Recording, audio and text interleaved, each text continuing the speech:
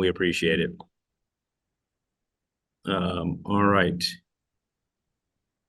Well, with that, we will start. 7 for a high on Saturday. If you The can rain and the light snow coming please along the northern. mute all of your lines. Please, thank you. If you could also put your cameras on if you intend to ask a question. If you intend to ask a question, I ask that you please also put your name and affiliation in your ID box so we understand who is here today. So, without further ado, I'd like to introduce our offensive press conference for today for the Penn State Nittany Lions. First, we will start off with our offensive coordinator. Sorry, Andy, I'm sure one day you will be a head coach, but our offensive coordinator for the Penn State Nittany Lions, who enter at 12-2 and the number 6 seed, Andy Kotelnicki. Andy will take questions right away, and so we'll start first with Rich Scarcella. Rich, go ahead. Thanks, Scott. Andy, what have you noticed your opponents doing defending Tyler Warren in the last couple of games, and has it forced you to be even more creative than you've been? Yeah, I would say I'll just answer the second part of the question first. I would say that definitely that's the case. I thought we've always done a good job of moving him around to make it hard to the double team him, which is in essence what people want to be able to do, is they don't want to leave him in one-on-one coverages. But that kind of naturally happens with the tight end position, is that it's easier to move them around to basically be in alignments that's harder to do for defenses. So, I don't know that there's anything that's been unique the last couple of weeks, to defend him. Obviously, everyone's aware of him, as they should be. He's, being one of our best players. But again, it's our challenge to make sure that that he's not taken away in the game, right? It's our challenge as an offensive staff to make sure that he is impacting the game. And the cool thing about Tyler is that he impacts the game in ways way beyond just getting catches. When you look at his last game and how well he blocked and some of those, the way he strains, he's making an impact in the game. So, there's nothing really specific that people have been doing, but obviously there's a really heightened sense of awareness for where he's at and what his alignment is and those kind of things. But we want to be diverse enough that it's hard to get a bead on what that is, how he lines up and how he looks. Thank you, Rich. Next, we'll go to Seth Engel from State College. Seth. Andy, happy holidays. Is that a robe you're wearing? A robe? Yeah, it looks like a robe from this angle. It's not. It's a shawl neck cardigan. Thank you for noticing nice. it. I'm assuming that's a compliment. It is. All right? No, That's how I'll take it. Thank you. Is that a Christmas present? Was that a gift that you got yesterday, or? No, I've had this for years, and it's a comfortable sweater. It has buttons, so if I feel like buttoning it up, I can. But this is great. I love it. Let's talk about it. It's I forget what brand it is. Oh, it's a Tommy Bahama one. This is nice. This is high quality material here. Very nice. Aside from that, I wanted to ask about Boise State's defense, what you've seen on film from them over the past couple of days. So first of all, they play great team defense. They're one of the top teams in the country in terms of sacks and disruption up front. So they have some talented players on their defensive line for sure. But they play great complementary team defense. They have a nice pressure package that complements kind of what their base defense is. They've played some really good football throughout the course of the year. But certainly up front, as we talk every week, that's going to be the battle. When you're in playoff football, you're this time of year playing football, you need to be good up front on both sides of the ball. So what you see from them is you see a very disruptive defensive line. You see a defense that's making opponents have to earn their touchdowns and their points, and they're not really giving up things, which is what you would expect at this time of year for a team that's, playing in the playoffs, national playoffs. Thank you. Next up, we'll go to Tyler Donahue from Lions 24/7. Tyler. Thank you. Hi, Andy. Thanks for the time today. We appreciate it. Thank you. Wanted to ask about your running back tandem in Katron and Nick. Is it fair to say that as a collective group, those two are running more effectively than we've seen maybe at any other point this season? And if that is the case, or if it's close to being the case, does it create more opportunities for you in this offense than, say, you maybe would have had in October or November because of the way they're both running the football right now? Yeah, that's a fair observation. Both are kind of back to being at full strength, and you can kind of see that the last couple of weeks the way they both ran the football. They're so complementary of each other in terms of their skill sets and how we use them. Obviously, they're impact players for us, and part of my job, my responsibility is make sure the impact players are getting the ball. So, what that affords me, I guess it affords me some more flexibility to be able to try to utilize those guys in ways that are going to put stress on the defense. But your observation is astute and it's accurate. They're both playing football at the highest level they have this year, which is what it should be at this point in the year. You're right. If we're about daily improvement, if we're about getting better every practice and every game, those things are happening, and that position is very evident of our philosophy and our values. Thanks, Coach. We'll go to Max Ralph from Penn Live. Max. Hey, Andy, how are you? Very well, thank you. I perfect timing follow-up on the run game. What is it about the offensive line at this point in the season that they're putting on film that has evolved from week one to now that has this run game kind of humming at a high level? I would say some consistency. That's the first word that comes to mind, and then also some physicality. When you watch our last game, we played really physical brand of football, which I love. That's who we want to be. We want to be a tough group up front. As a whole offense, we want that, but our offensive line definitely embodies that.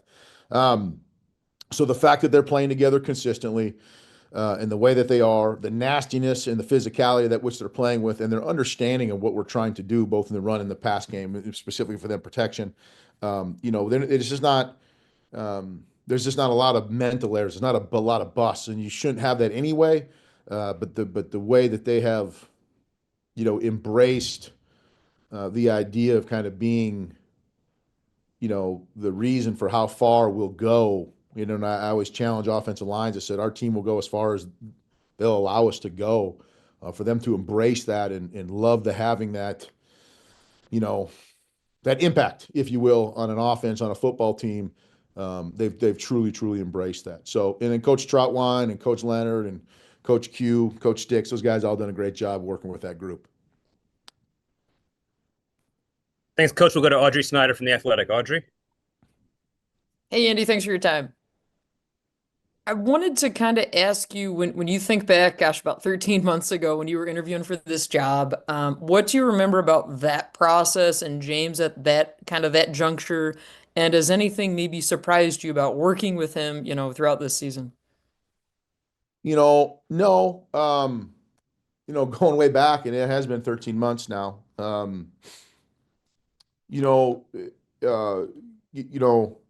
of the reason to come here, and it's so long ago now, it feels like, although it doesn't some days, was, Coach is very transparent and authentic, which matters because I kind of feel like I'm that way too. So in the process and the conversations that are being had, it's two very transparent and authentic people communicating, which really leads you to believing that there are no real surprises. So I haven't had any surprises in you don't want to have any kind of regret one way or the other, because he was so authentic through the process. And so being here for a full year, it's exactly as we talked about, and that's why I'm enjoying it so much. So no surprises, very accurate description of how he wants things and how he runs his program, which I love and I think is fantastic. And I've had a ton of fun in the 12 months and 26 days that I've been here. Thank you. We'll go on to Mark Wogenrich. Mark. Hi, Andy. Thanks for doing this today. Where is Drew at this point in this Allar? I mean, because you got a couple of Drews. Where is he at this point in the season? How are you guys working together now, as opposed to you did 13 months ago? Yeah, there's a much greater understanding on his side for sure of what we're doing offensively.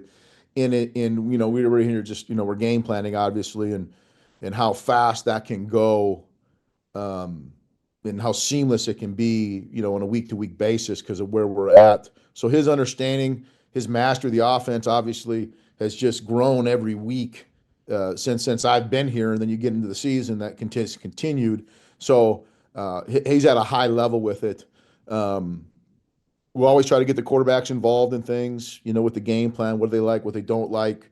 And certainly he's been doing that. And when we put game plans together, he's real quick to communicate with myself and Coach O'Brien about what he sees and what he thinks, and that when your trigger man is involved that way, and he's taking ownership in what we're doing, you hopefully can execute things at a high level, and you really hope that that's you're getting a ton of ownership, I guess is the word that I was looking for and I'd said earlier, but because you get a ton of buy-in, you get a ton of execution, you get a ton of reps, you know what I mean? Meaningful reps. And so we don't have a lot of what I call my bads out there in the football field. He knows what's happening. He knows, his reads. He knows what the defense is doing. And he's just at a high level of understanding it right now from where he was 13 months ago.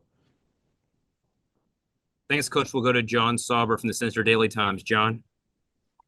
Hi, Andy. When you get this late in the season, how much are you adding to your offense and how much are you just kind of relying on what you've done best all year? Yeah, that's a good question. And you've heard me say this before, so I don't want to sound like a broken record, but I really believe offenses have to evolve week to week, based off of who you are, what's been going good for you, the opponent that you're playing to some degree, and what you've trained your players to be like throughout fall camp and then spring football specifically. So I don't know if adding is the right word. It's more evolving, which you have to be able to do as an offense. But you can't lose sight of what you've trained your football team to be. So you have to stay within a certain set of parameters, which we always do. But you have to evolve, to grow, to put new stresses on defenses, and not be repetitive, right, and predictable. And so that's not what we want to be. And so that we will always grow week to week. Thanks, Coach. Andrew Clay. You're up for Coach. Hey, Coach. First of all, I really respect the Shawneck cardigan. I did get mine for Christmas. Looks great, man. I love it. That's good. Great color on you. My question for you, Andrew, the question for you is, did you put it on before this started or after you already saw Coach have his on? So I was shaving and doing my hair when this all started, but my plan was to always wear this today. So I actually, it kind of both. My plan was absolutely to wear this today because it's brand new and I love it and it's so comfortable. Well, maybe we could get some sort of internet poll of who wore it better, right? Between you and I. You do. Don't say that. I know it's not true. Let's leave it up to the great people of the world to vote. So somebody do one of those Twitter thingamabobs with the vote thing. My football question is, Coach, you spend seems like every week there's a new wrinkle to your offense, a new scheme. I'm curious how much time you spend this time of year kind of inventing new twists to your offense or just perfecting what you already do. Well, it's a combination of both those things, and it's a similar answer probably to the last question about, you have to evolve and you got to be careful that you're not totally reinventing yourself.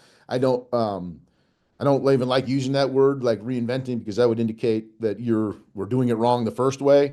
So you have to seek inspiration that fits within the parameters of what you're doing. And so just as a staff, between access to film and watching other games, and you steal a lot of things that you think will complement what you're doing, but you have to, again, do something that's a little bit different, or at least going to appear different to the defense. You have to put some stress on the other side of the ball and not like, oh, I remember this play. That's not what we want to be at all. We always want to be adding stress to the defense, and adding new wrinkles, as you say, is one way to do that. Thanks, Coach. We got a couple more before we get on to the student athletes here. I'm going to go up to Idaho. John Westrow. John, you're up for Coach Kotelnicki. Hey, Andy. You mentioned the Boise State pass rush earlier, and you guys just faced a really good one in SMU. Just how does Boise State compare to them and some of the pass rushes you've seen in the Big Ten over there?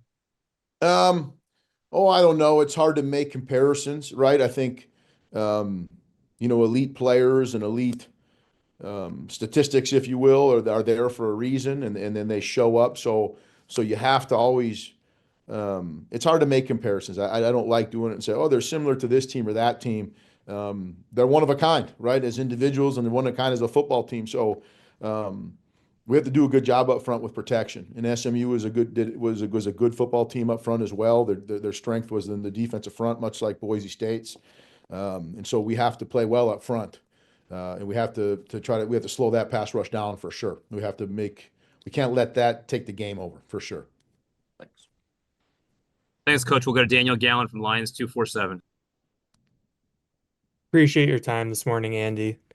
You mentioned Danny O'Brien a little bit earlier. I was just wondering, how have you seen him grow in this quarterbacks coach role this year, especially in your first year, working with him? Yeah, that's a good question. I would tell you, I think, like anyone, as coaches, we want to get better every week, and he's understood that and embodied that himself.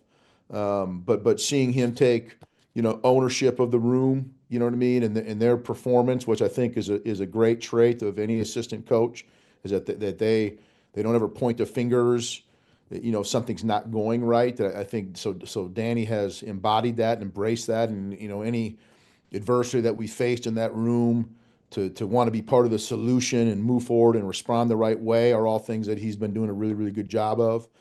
He's got a great relationship with the quarterbacks. And he's I think Audrey said this one of these times, suggesting that I was ancient, but he is a generational bridge between myself and the college-aged players, even though I'm not that old, but apparently old enough to say something like that, Audrey. Shame on you. Anyway, but he's done a good job of relating to the guys and kind of communicating with them in a way that's a really steady, Eddie, calm voice for them and the quarterbacks. Thanks, Coach. We'll go one more for Coach Kotelnicki, and then we'll go to John Patishnuck, sorry. It's Patishnuck, Scott, but that's okay. I appreciate it. I'm doing my best. I'll get you when you get here. You can call me anything if you ask me if I get called on to ask a question. It doesn't always happen, so thanks. Andy, after the SMU game, James Franklin said that there isn't any difference anymore between college football and the NFL, that it's a grind on everyone, including the coaches. Beyond schematics, beyond play calling, are there any specific challenges you're facing this week simply because you're getting ready for the 15th game this season? Yeah, I think, balancing, developing your current team, getting ready for a new opponent, onboarding new players that are already committed to your program, and recruiting other ones that you may want, other prospective student athletes. Juggling all of that is a challenge when you're in a playoff run for sure. But with coach, as coach says, you have to be able to compartmentalize it the best that you can. You can't. I think most importantly, what I appreciate the most about James is, in all those things, we really fancy ourselves as a developmental program, so we're not going to compromise in that area. We're going to make sure that our roster is being developed the way it needs to be, and the way we want it to be. And I think that but balancing those things have always been a challenge, but he's right. It's as hard as ever to do it all, and we're all tired, and we're all, playing game 15 here, whatever it is, and we've been here together every day and since whatever, the end of July, but that's what we signed up for. So we're competing for a national championship one at a time here, and we were talking yesterday, because we had practice yesterday, and we just said, where would you rather be? If someone said in July, hey, we're going to be practicing on Christmas because we're playing for a national championship, we're in the playoffs, you'd have signed up immediately. You said, hell yeah. And there's a lot of people that aren't doing press conferences today because they're not playing anymore. And we're blessed and fortunate to be doing that. And so there's moments where we need to make sure that we keep the main thing. The main thing, as tired as we are, we need to enjoy what we're doing here. And we are. And we're having a great time doing it. So it's a really good question. And James is exactly right. It's a challenge. It's very pro-like that way.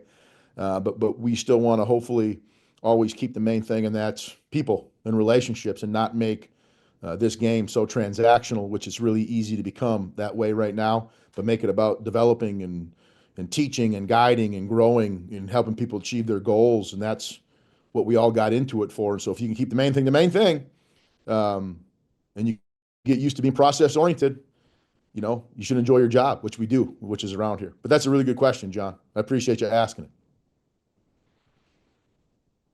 Awesome. Thank you very much. And with that, we will dismiss Coach Kotelnicki to get back to game prep. We appreciate your time this morning here, this afternoon, where you are.